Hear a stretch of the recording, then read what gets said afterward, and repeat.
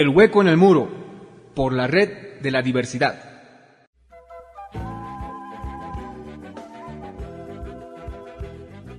Un saludo a quienes nos acompañan a través de las distintas sintonías de las radios de la red de la diversidad. Esta es la nota destacada del día de su programa El hueco en el muro. El hueco en el muro. Hola Pablo, hola Santos, hola a Jazmín en Huaynatambo y a toda la gente que nos acompaña en las radios de la red de la diversidad.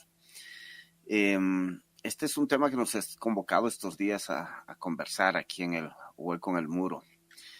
Y cuando uno habla de esta suerte de institucionalidad que tiene que ver con una institucionalidad que garantiza derechos, que garantiza de alguna manera la vida del otro, de la otra, de las personas, la reproducción, la posibilidad de la regeneración de esa vida, uno podría decir eso ha ocurrido históricamente en la humanidad, es decir, los seres humanos y cualquier otra forma de vida que vive en comunidad tiende a establecer una cierta institucionalidad, es decir, ciertos acuerdos que permiten una convivencia más o menos armónica o equilibrada para permitir eso, la regeneración de la vida de los miembros de esa comunidad.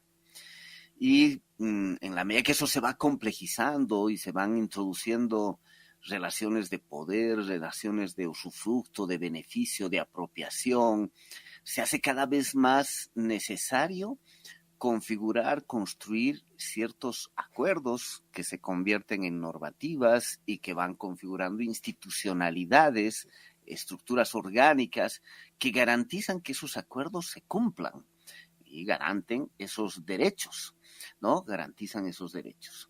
Estamos asistiendo a una época que lo que se gestionó como acuerdos de institucionalidad para garantizar justamente esos derechos, evitar excesos, que surgió y emergió post Segunda Guerra Mundial, justamente porque había habido una guerra devastadora que había involucrado a gran parte de los países de distintas maneras, al mundo entero de distintas maneras, aunque con mayor intensidad, por supuesto, en Europa y en los poderes mundiales, había surgido la necesidad de generar institucionalidades que garanticen el derecho de los pueblos, de los países, de las personas. Sin entrar en un recuento detallado, aparecieron la Carta de Declaración de los Derechos Humanos, aparecieron la Organización de las Naciones Unidas como el mecanismo en que los países diriman sus diferencias, etcétera, etcétera. Y sin embargo, lo que estamos asistiendo en el tiempo contemporáneo es un desmonte rapidísimo de esa institucionalidad surgida entre los estados y al interior de nuestros países como lugar de garantía de los derechos. Las constituciones políticas del Estado es la primera normativa que garantiza nuestros derechos y en esa normativa en los países asigna a instituciones como el poder legislativo, el poder judicial, la policía, el sistema educativo, el sistema de salud, el gobierno central o los gobiernos municipales, los niveles de descentralización, para que sean encargados de garantizar el ejercicio de esos derechos.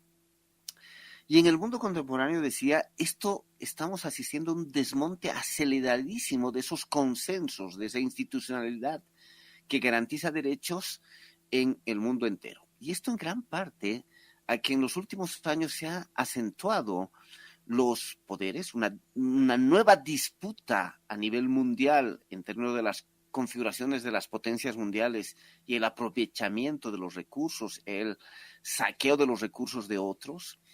Mucho tiene que ver con todo este tema de la crisis que estamos viviendo en el mundo a todo nivel, esta policrisis, y que entre otras tiene que ver con la llamada crisis energética y por tanto esto que se habla de transiciones energéticas y por tanto ha desatado una nueva guerra comercial, militar, invasiones, etcétera, en búsqueda de metales raros, minerales raros, tierras raras para la energía, para las otras energías en esta idea de energías de transición. En gran parte tiene que ver la escasez y las crisis del agua que estamos viviendo y todo el tema de apropiación en torno a fuentes de agua, al usufructo y al manejo de esas aguas.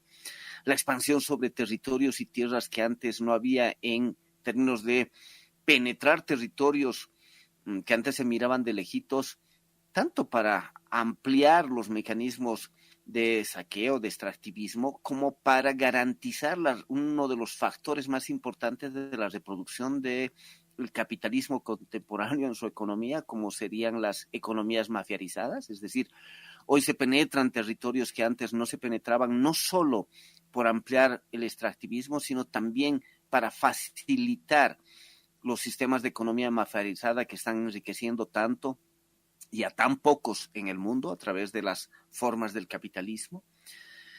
Y eso nos ha llevado, como decíamos, a un desmontaje de estas instancias y a cada vez una pérdida de credibilidad y de capacidad de hacer valer los derechos. Pablo señalaba al inicio del programa, y Santos también, todo este tema que está ocurriendo en la Gaza, en el territorio palestino, este genocidio brutal que estamos viviendo ahí. Cada día amanecemos con noticias de asesinatos ahí desde el ejército y el gobierno de Israel. Cada vez el gobierno de Israel se anima a decir de todo, o sea, que va a volver a anexar esos territorios, que los va a arrasar de la población de Palestina, va a sacar a toda la población palestina. Y cada vez escuchamos menos declaraciones del sistema mundial, de esa institucionalidad de derechos como las Naciones Unidas, como decíamos, y otras, que pongan un freno a lo que está ocurriendo ahí y más bien se normaliza esta situación en términos de que quien tiene el poder acumulado, la prepotencia del poder en la riqueza económica, en el poder militar y en los aliados de ese poder mundial, puede hacer lo que quiera y se asume como que así es.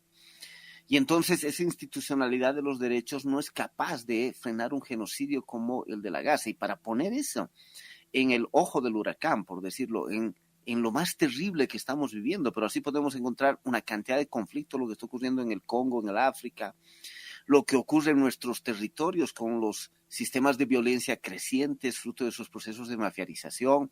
Si no, pregúntenles a la gente de la frontera entre Ecuador y Colombia lo que está sucediendo en términos de violencias en territorio ecuatoriano que hace años no ocurría, ¿no? Y se acepta que el presidente Noboa sobrepase elementos constitucionales, ¿no? Sobrepase sus atribuciones a nombre de la imposición de su lugar de fuerza como si fuera el mecanismo de seguridad y se desmonten los derechos. Lo que sucedió con los niños torturados, terriblemente asesinados, ¿no?, por el ejército en Guayaquil, en Ecuador, es solo un elemento de cientos que están ocurriendo en el día a día. Y a pesar de eso, no hay institucionalidad ecuatoriana de derechos que pueda ponerle freno a ese abuso del poder, ¿no?, que ya rebasa los niveles de tolerancia que podríamos tener. Y la propia sociedad termina apoyando electoralmente a un presidente de ese tipo, ¿no?, que todo el tiempo rebasa la institucionalidad de los derechos y lo dice públicamente. O sea, ya no lo tiene que hacer disimulando, lo hace de frente, lo hace de una manera tremendamente irrespetuosa con quienes defienden la vida en última instancia. Y entonces está ocurriendo a nivel mundial, pero está ocurriendo a nivel de los países, a nivel regional, lo que hace Bukele, lo que hace Trump. Puede aparecer una Corte Suprema, puede aparecer alguien en el sistema judicial que intenta ponerle freno, pero en general no logra frenar a estos autoritarismos. Lo que hace Milei, se le ocurre a la señora Bullrich del gobierno de Milei a armar un alambrado en la frontera con Bolivia y ya no es un tema de discusión de derecho internacional. Se impone por la fuerza la vulneración de los derechos de las personas. Y es que gran parte de los autoritarismos contemporáneos que son vinculados, no podemos entender los autoritarismos contemporáneos sin su vinculación con las formas contemporáneas de expansión del capitalismo, que exigen penetración en el territorio, que exigen desposesión de los territorios que antes todavía eran resguardos para otros países, el tercer mundo, los sectores populares, lo que quieran llamarle, ¿sí? Ese capitalismo que exige sistemas de mafiarización, ampliación del extractivismo, ¿sí? Los autoritarismos están vinculados a esa expansión.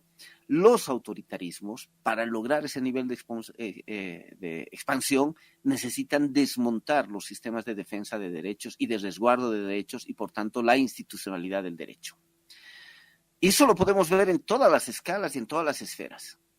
Y lo podemos ver en otras dimensiones. El sistema político boliviano, para ponerlo así en chiquito y rápido, en este proceso electoral está vulnerando notablemente cada día. Estamos encontrando con la forma en que se han conformado gran parte de las candidaturas, la manera en que los candidatos a las presidencias imponen las listas como si fueran propietarios de esa definición, listas de vicepresidentes, de senadores, de diputados, la ausencia de sistemas de partido que resuelvan de manera colectiva. El partido era una organización colectiva que postulaba una ideología y defendía derechos de algún sector social o algunos sectores sociales e intentaba desde ahí poner una visión de país. Hoy los partidos no funcionan así y funcionan como sistemas autoritarios encargados a las candidaturas que definen las estructuras, el programa. Ni siquiera el programa es importante. Definen quiénes son las candidaturas. Es decir, el sistema que generaba derechos políticos de intervención está altamente vulnerado. Y en este deterioro, lo que suele pegar en la población en términos ideológicos es una adhesión a los autoritarismos.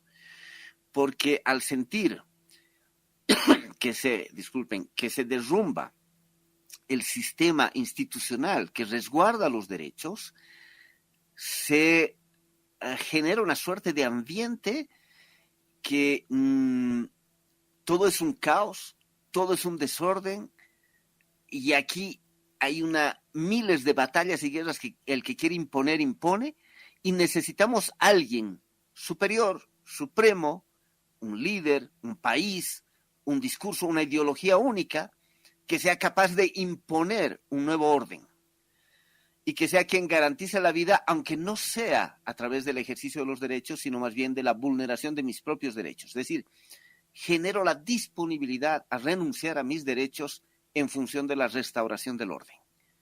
Y estamos en un escenario bastante fuerte así a nivel mundial. Esta aceptación y este aplauso de la vulneración del derecho, recordarán el año 2019 a sectores del ejército yendo a masacrar a la gente en Sencata, en la ciudad del Alto, y sectores de la población aplaudiendo a ese sector del ejército que iba a masacrar a otros, es decir, a quitarle el derecho a la vida. Y hay sectores que estaban dispuestos a aplaudir que se vulnere el derecho del otro porque restituía un orden que se estaba perdiendo. Entonces, ahí estamos asistiendo a un momento tremendamente difícil y que nos obliga a ciertos desafíos. Y es que reconstituir institucionalidad, reforzarla como garante de derecho, exige un trabajo, voy a decirlo así, multiescalar. Porque acabamos de hablar, o lo que he estado poniendo es del panorama internacional, pero también de lo que ocurre con los gobiernos, con los estados o las regiones, ¿no? Cuando eso necesita también anudar y articularse con una cierta institucionalidad, la generación de esos acuerdos de convivencia en los niveles más específicos de la vida, es decir, en mi vida cotidiana, en el barrio, en la comunidad, en la familia, en los niveles más próximos, en mi organización. Es decir, en todas las instancias constituimos esos acuerdos de convivencia. Y podemos encontrar que eso también se ha trastocado. Es decir, la comunidad que resolvía internamente casos como linderos de tierra, manejo de agua, conflictos inclusive, digamos, en una familia, tienen sus mecanismos de resolución. Parte de esos mecanismos de resolución, que eran una forma autónoma de generar una institucionalidad que garantice derechos, ha empezado a ser penetrada por los mecanismos de imposición, de la resolución del conflicto, de los sistemas de dominación. ¿Qué quiero decir con esto? En las comunidades, para poner un ejemplo, cuando habían faltas hacia la comunidad, se buscaban mecanismos compensatorios frente a la comunidad que pasaban por servicios a la comunidad, trabajo, ¿no? Si a una familia dañaba a otra, una familia tenía que hacérselo el trabajo para la otra como un mecanismo compensatorio. pero ese mecanismo compensatorio intentaba restituir un cierto equilibrio entre las familias en conflicto, o en las parejas, o en las disputas de linderos de tierras, o en el acceso y usufructo del agua, etc. Hoy en día, al penetrar un sistema de imposición dominante, también las estructuras comunitarias, casi todas ellas hoy se resuelven por la vía de la multa. Y eso lo podemos ver también en las estructuras de las juntas escolares, en las juntas vecinales. Es decir, lo punitivo, lo sancionador, ya no tiene la lógica de restituir un cierto equilibrio entre quienes son parte de una relación, de una comunidad, de un colectivo, sino la punición y la sanción drástica que genera mayor concentración del poder en quien ejerce autoritarismo.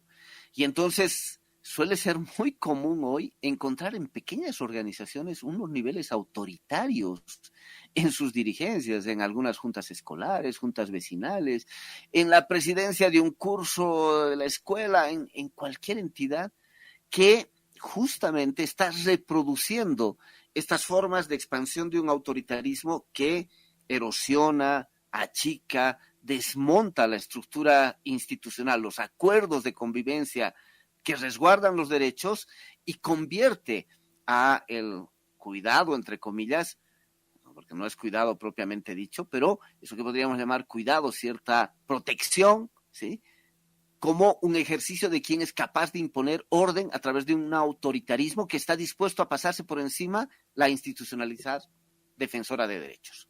Y por ahí podemos entender que Bukele, a pesar de vulnerar los derechos, tenga respaldo de la población. O lo mismo con Noboa, o con lo mismo con Milei, o con Donald Trump en los gobiernos autoritarios. También ese autoritarismo y el desmontaje de la institucionalidad defensora de derechos lo que hace es erosiona las esperanzas en los acuerdos. Y al erosionar las esperanzas en los acuerdos, en eso que como humanidad, y como decía, como todas las formas de vida que actúan colectivamente necesitan construir el acuerdo, y el acuerdo de convivencia es lo que me permite reproducir la vida, regenerarme, ¿no? Es el definir que tenemos que distribuir el agua, para seguir el ejemplo, en una comunidad para el riego, y tenemos que hacerlo más o menos equilibradamente entre todos los de la comunidad, garantizaba la regeneración de la vida en toda la comunidad, de las plantas, de la tierra, del propio agua, de la comida y la alimentación de cada persona, de las familias, etc. Pero al erosionarse la creencia de que esos acuerdos de convivencia generan acuerdos, y lo que generan más bien es desacuerdo, conflictividad, tensión, mayor abuso, y entonces la necesidad de una figura externa casi omnipresente, cargadora de todo el poder, centralizadora del poder, que es capaz de imponer orden, aunque sea vulnerando los sistemas de derecho. Al ocurrir ese proceso, las propias poblaciones populares, las organizaciones, terminamos reproduciendo las estructuras de dominación y terminamos radicalizando en nuestra colonialidad las formas autoritarias. Y es muy impresionante cómo eso está erosionando también a muchas de nuestras organizaciones, donde las formas de expresión y del simbolismo autoritario están por encima de los acuerdos de convivencia de la comunidad. Es más importante la forma que expresa, entre comillas, el respeto a la autoridad que los mecanismos de acuerdo colectivo en muchos lugares hoy. Y entonces, cuando hablamos, por tanto, de institucionalidad defensora de los derechos, resguardadora, aquella que cuida el ejercicio de los derechos y evita estos sobreexcesos, y por eso era tan importante que apareciera una cantidad de organismos en el mundo post Segunda Guerra Mundial, en un escenario de alta guerra donde los derechos no importan para nada, necesita ser reconstituida. ¿Cómo? Parecería que el escenario es muy difícil. Hemos tenido una década gloriosa en que en el sistema mundo, digamos, aparecía contrapesos desde los países del llamado sur global que parecían que podían disputarle este monopolio del ejercicio de los acuerdos internacionales a las grandes potencias mundiales. UNASUR, CELAC, los intentos del Mercosur o la CAN como grupos regionales económicos. Aparecían muchos espacios regionales en el mundo, no solo en América Latina, como capacidad de generar un contrapeso. Recordemos la importancia que tuvo UNASUR en el entorno del golpe de Estado del 2019 en Bolivia, solo para citar un ejemplo. Pero gran parte de eso se ha desmontado, porque fue posible hacer eso en un escenario donde había cierta afinidad ideológica, independientemente de sus contradicciones, de sus limitaciones, entre varios gobiernos que apuntaban al fortalecimiento regional frente a estos poderes centralizados en el mundo. Esto se ha caído. Hoy los llamados progresismos no articulan regionalmente. Los progresismos están también enfrentados en sus propias sobrevivencias. Hay cosas que son indefendibles, o sea, el sistema democrático en Venezuela, a pesar de los datos que ponía Santos en términos de 23 gobernaciones de 24 ganadas por el madurismo, hay que reconocer que ahí no hay institucionalidad democrática, garante de derechos, ¿no? Más bien se ha desmontado para posibilitar eso. Y entonces también genera que los bloques llamados que emergieron desde los progresismos hoy no funcionen como un bloque político capaz de generar contrapeso regional. Y en ese escenario así esperanzador de finales del siglo XX, inicios del siglo XXI, aparecía la posibilidad de montar otras institucionalidades que garanticen derechos como un sistema plurinacional jurídico que reconozca el valor de la legislación de los pueblos indígenas, o sistemas de defensa y cuidado en temas del derecho a la educación, y una educación amplia, despatriarcalizadora, descolonizadora, o de sistemas de salud universales, ¿no? Que además incorporaban medicina tradicional, ¿no? Hubo un momento de una tendencia de una institucionalidad que ampliaba el ejercicio de los derechos. Y hoy parecería que en todo, inclusive en los gobiernos progresistas, toda esa institucionalidad se achica, se vulnera, se traspasa, se desmonta los avances.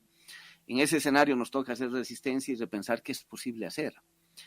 Y eso ocurre, como decía, multiescalarmente. Lo de Palestina no se va a poder parar sin la movilización, sin el ejercicio de una institucionalidad, de alguna manera, un ejercicio del derecho a la vida empujada por las poblaciones, y ahí las movilizaciones han sido muy grandes con Palestina, en solidaridad con Palestina, en varios países, de los pueblos, pero también eso está demostrando que es insuficiente si no hay institucionalidad estatal.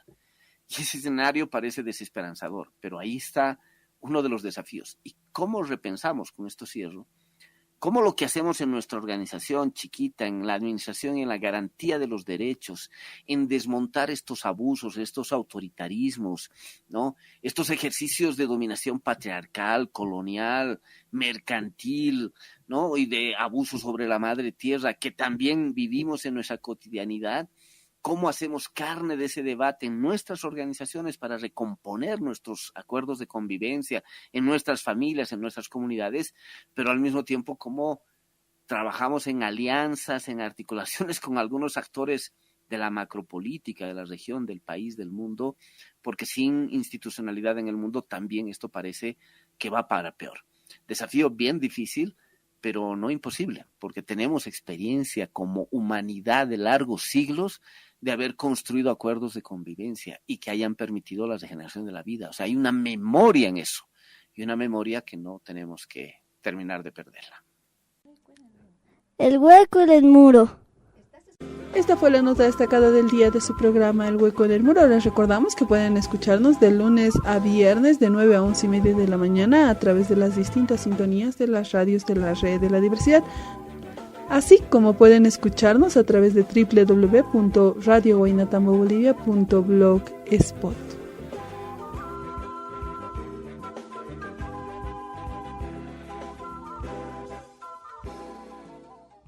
El Hueco en el Muro, por la Red de la Diversidad.